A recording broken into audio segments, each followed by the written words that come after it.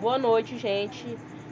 Eu vou continuar com vocês aqui os assuntos que eu já falei, né, nas aulas anteriores, que já foram abordados, e adentrar um pouco mais, né, para que a gente possa realizar a nossa avaliação. Eu já falei para vocês, né, como é que ocorre a quebra do alimento no sistema digestório e para que serve, né, que é para a realização da energia, para o fornecimento de energia para as células, né, para que elas possam realizar suas diversas atividades. Porque, como eu já expliquei para vocês, as células, né, cada célula é responsável por uma determinada função do nosso corpo. Existe a célula do coração, a célula do fígado, as células do sangue, e cada uma delas é responsável por uma função. E elas só conseguem realizar essa função possuindo energia que vem dos alimentos. Aqui eu coloquei as energias dos alimentos que se oxidam e se combinam com o oxigênio, que é o O2, em uma reação química que desprende o gás carbônico CO2. Esse processo aqui é o processo de respiração, que também ocorre por meio da energia que vem dos alimentos, né? Que fornece energia para as células do pulmão para que eles possam realizar essa respiração. Aí, como ocorre a entrada e saída do ar dos pulmões? O sistema respiratório é responsável por fornecer oxigênio para as células do nosso corpo por meio da inspiração e, ao mesmo tempo, eliminar o gás carbônico por meio da expiração. Então, é assim que ocorre. O ar entra por meio da inspiração e o ar sai por meio da expiração dos nossos pulmões. Inspiração e expiração. Inspiração. O oxigênio, que faz parte do ar, entra pelo nariz, onde o ar é filtrado pela cavidade nasal, até chegar aos pulmões.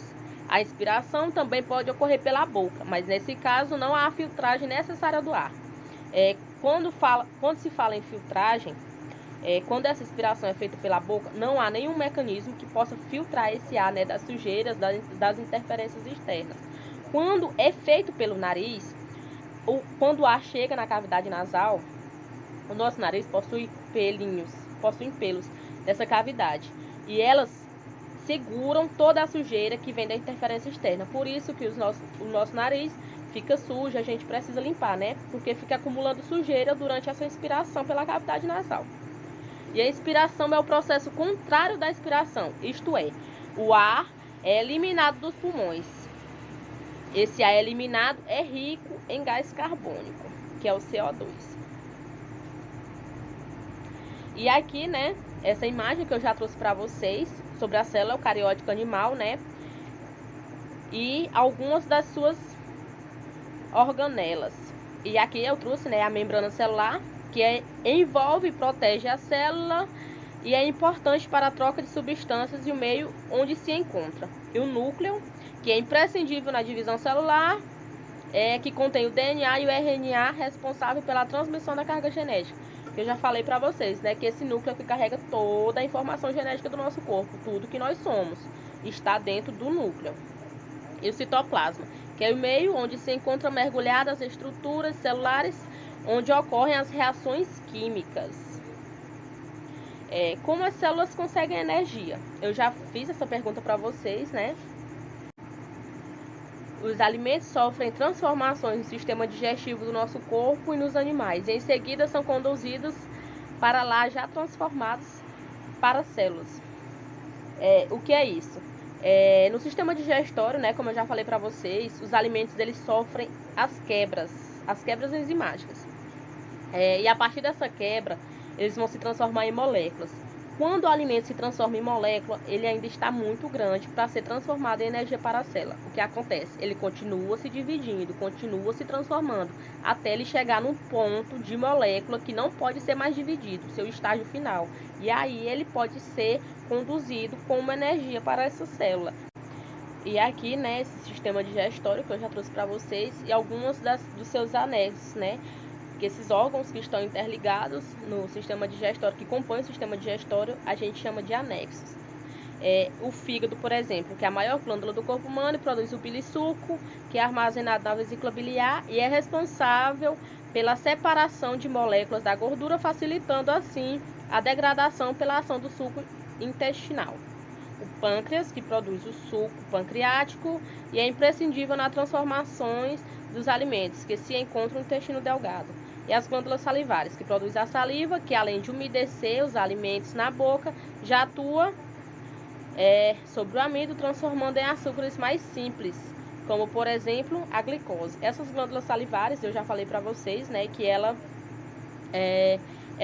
umidificam o alimento, né, para ajudar na quebra, na trituração da boca, para quando ele for ingerido, né, ter mais facilidade, porque se o alimento fosse seco, né, não teria como triturar e passar pelo sistema.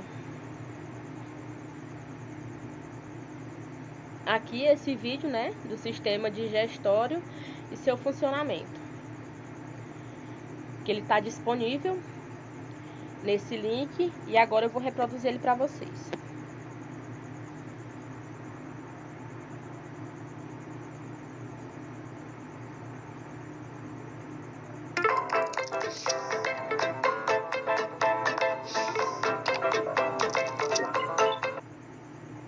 Inscreva-se em nosso canal, dê um clique em curtir e ative as notificações. O alimento é mastigado pelos dentes e começa sua transformação gradual, sob a ação de enzimas, como a amilase, contida nos sucos digestivos, liberada pelas glândulas salivares. A saliva umedece os alimentos e as enzimas iniciam a digestão química dos carboidratos. Os alimentos processados em bolos são transportados ao esôfago pelos movimentos da língua e depois, pela contração do esôfago, chega ao estômago, no qual a comida ficará de 1 a 4 horas. O alimento é misturado e continua sua transformação em pasta.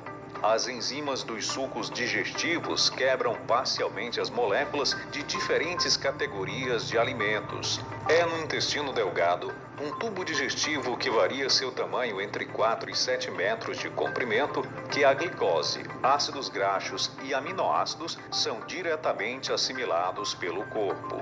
É no intestino delgado que eles passarão para o sangue.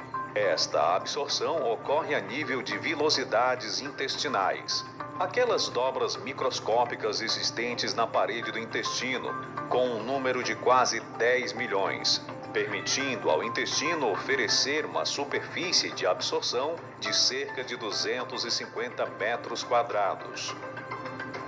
O alimento não digerido passa para o intestino grosso e é empurrado para fora do corpo a nível do ânus.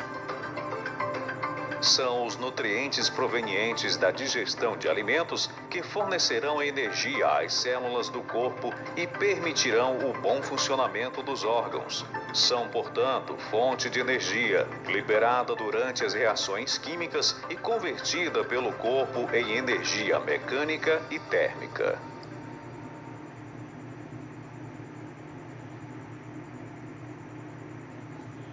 Bom, gente, então é isso. Eu quero que vocês realizem as atividades que eu já entreguei para vocês, que eu já passei para vocês, me devolvam elas.